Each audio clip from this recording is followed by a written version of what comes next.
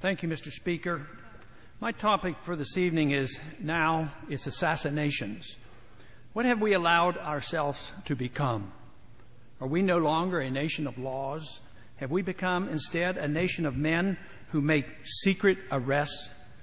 Are secret prisons now simply another tool of the federal government law enforcement?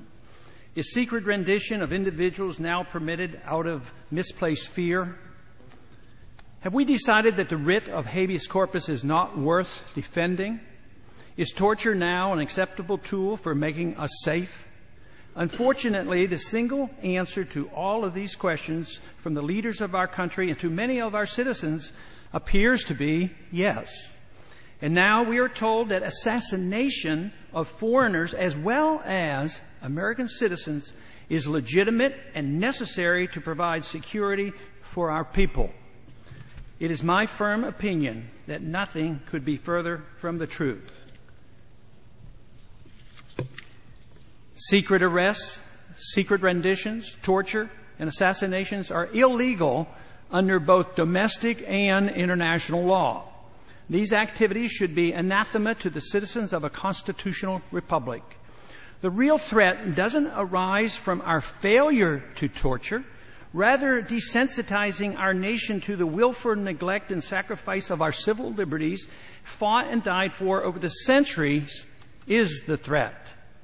The concept of habeas corpus existed even before King John of England was forced in 1215 by his rebellious barons to sign the Magna Carta.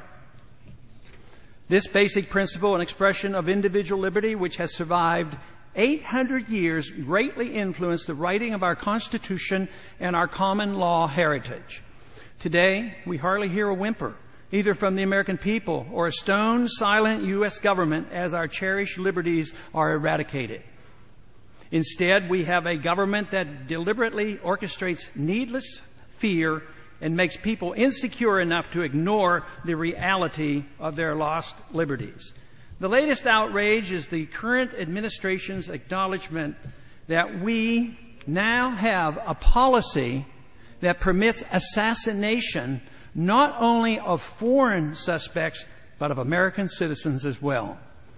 Of course, the CIA has used secret assassinations in a limited fashion for decades, despite international, domestic, and moral law. When done secretly, as in the past, our government at least recognized that assassination was illegal and wrong. Frighteningly and astonishingly, however, the policy is now explicit. National Intelligence Director Dennis Blair, in open testimony before the House Intelligence Committee on February 3rd of this year, acknowledged that American citizens can indeed be assassinated at our government's discretion. The U.S. government attempted to assassinate Anwar al-Awlaki in Yemen without even charging him with a crime. We're told this evidence is secret, that he does not deserve any constitutional rights, and that some unknown individual in the administration has the authority to declare him a threat, and therefore a legitimate target for assassination. Yes, I know he is probably a very bad person.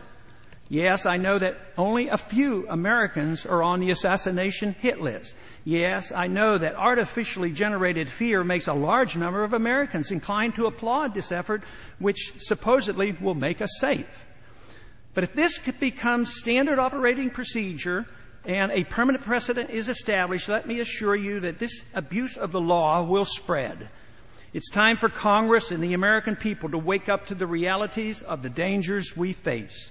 We must remember as members of Congress that we have taken an oath to protect and defend the Constitution from all enemies, foreign and domestic. It should not be that difficult to distinguish the difference between the danger posed by the underwear bomber and the danger posed by a government that endorses secret prisons, torture, and assassinating American citizens. And I yield back the balance of my time. The gentleman yields back. For what purpose does the gentleman from California arise? Request permission to take Mr. DeFazio's time.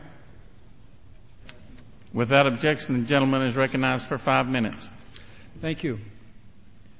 Tomorrow is an extremely important day here in Washington, D.C. and across the nation. Tomorrow is a day in which the President will hold a summit